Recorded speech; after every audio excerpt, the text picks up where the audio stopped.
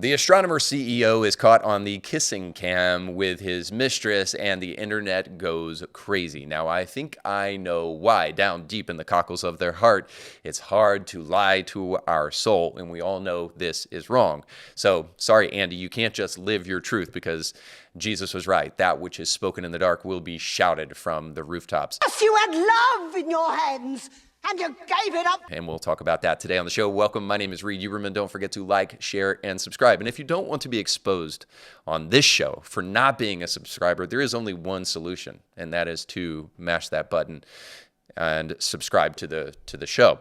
Now, on the show today, I'm going to try to give Christian answers to cultural events because we're living in an age of bad ideas, and the only cure for bad ideas are good ideas, and the best ideas are found in God's Word, and I'll try to give an argument for that today on the show. But before I do that, I want to make sure that you know that today's show is sponsored by our friends, yes, again, at Sweet and Savory. They're faithful sponsors to the show, so can you show them a little bit of love and maybe go buy something from their store or go enroll in a great online or in-person cooking class experience? I promise you will not regret it. It's a great way to have a date night, a way to show your spouse that you really care about them and that you're not going to any Coldplay concerts with any supposed friends.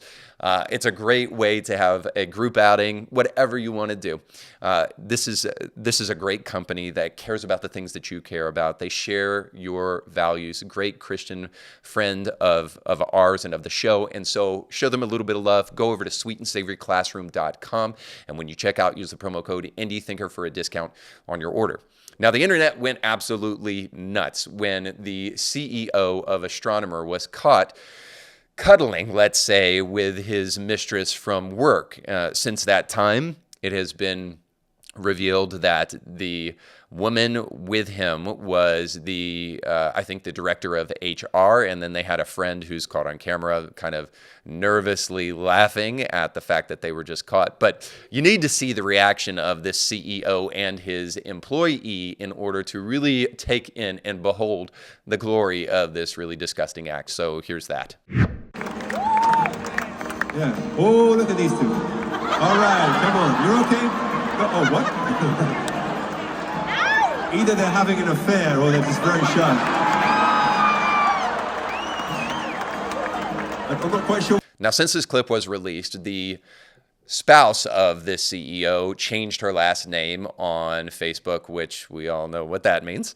I'm surprised if they're still friends on Facebook. And then also it has been released that now this CEO has been fired from his job because somehow religious moral values still play part in our society. And I think we know why, because they're important to each and every one of us. And deep down in our soul, we know that adultery is wrong. This guy isn't just living his truth. He isn't just, trying to let his freak flag fly because, after all, it's America and we can do whatever we want. I think we all know that this is wrong. And this is why people are really responding to this online. But Michael Knowles has a little bit of a different take on this, and I want you to hear his take because I want to respond to it. So check it out. The reason everyone cares, she believes, and I'm convinced of this, is that the affair is nostalgic, old school degeneracy.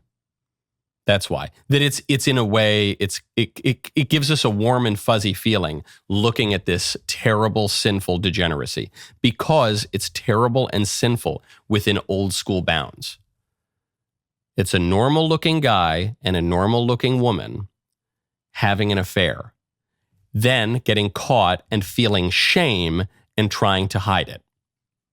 And I know look, the standards of our culture are so low that to say that is heartwarming in any way is a little weird. But think about our modern culture. You have some weird-looking dude and a freaky-looking surgically augmented eunuch and like two billy goats and a community in a throuple, not feeling shame, not even cheating because they have ethical non-monogamy and they don't ascribe to your bourgeois morality, man. It's like so confusing. And in this case, this is a tale as old as time.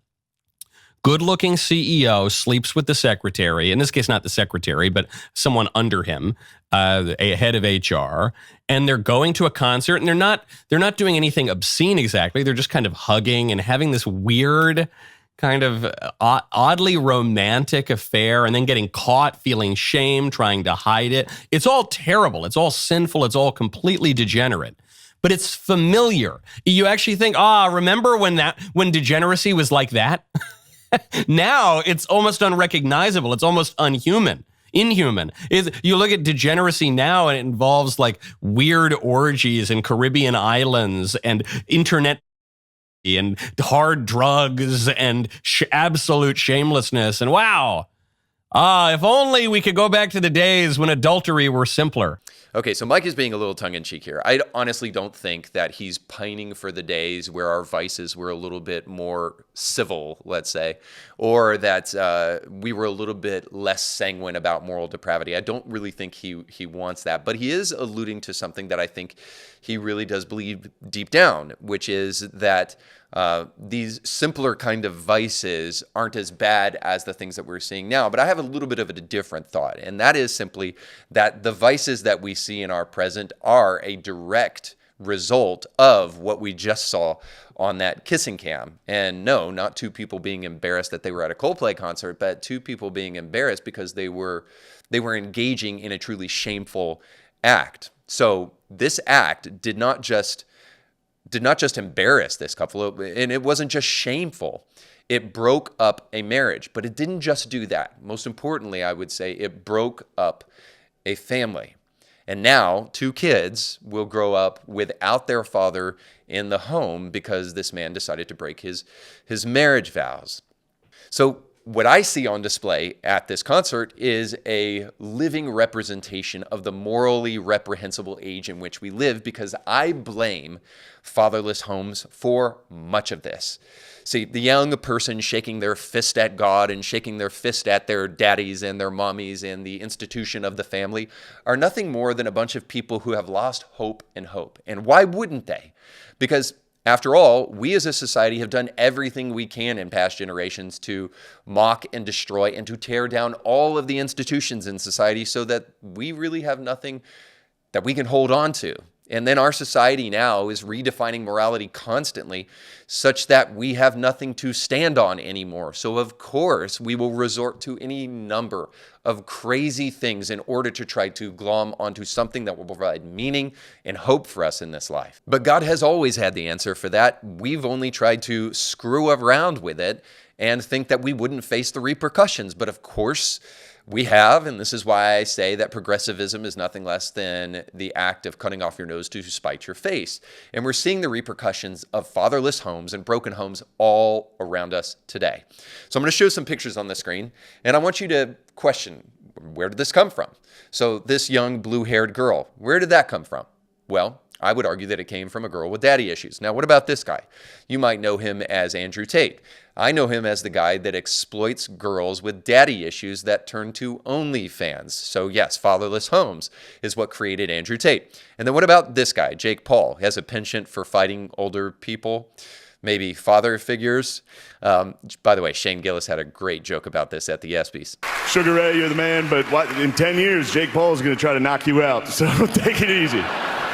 But all jokes aside, Jake Paul and Logan Paul have gone on record that they definitely have daddy issues, that their dad physically abused them when they were boys. And now I want to show you this on the screen. What created this drag queen young man? What created this trans boy, if you will? I'll tell you what did. It was created by men leaving the home, because when a real man is in the home raising their boys, they don't turn in to this.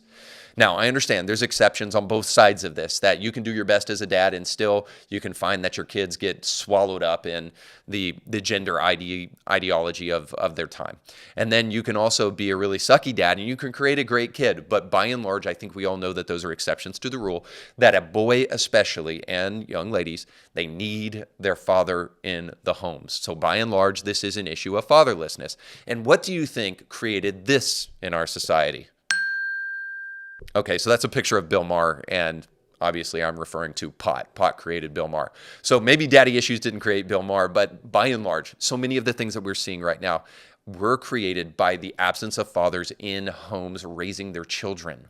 So I don't pine for the days of the CEO or the boss cheating with his secretary. There's nothing endearing about that, nothing beautiful about that, nothing good about it. In fact, it will lead to the hellscape that we have created every single time. So if you don't like thruples with goats, then I would highly suggest that we get back to a wild suggestion that we ditch the endeavor to try to redefine everything as a society, and we get back to the fact that God defined what the family looks like long ago.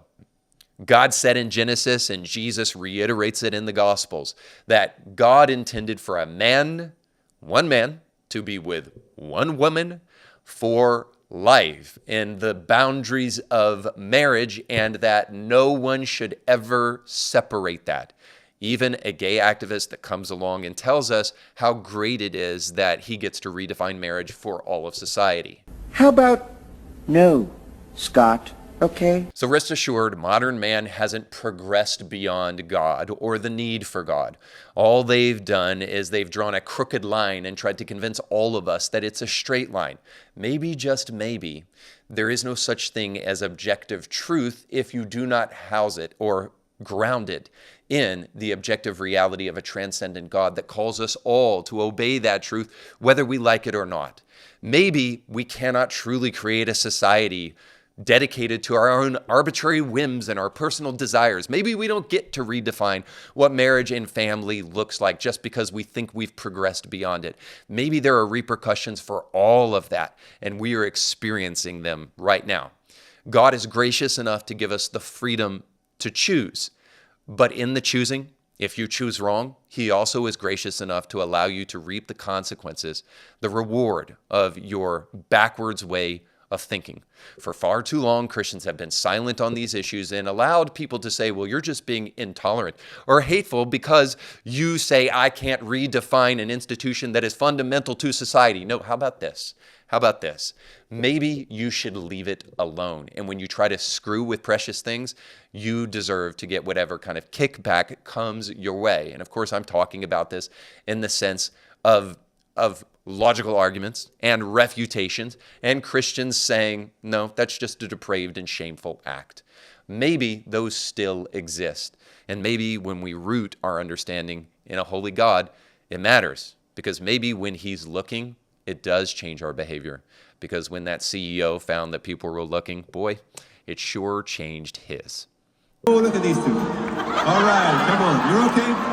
So maybe if we care about society, we'll reject the fatherless crisis and we'll do something about it. By the way, for those of you who don't know, America has the highest single parenthood rate of any other country in the world. So for all of our progress that we've made, guess what we've really done?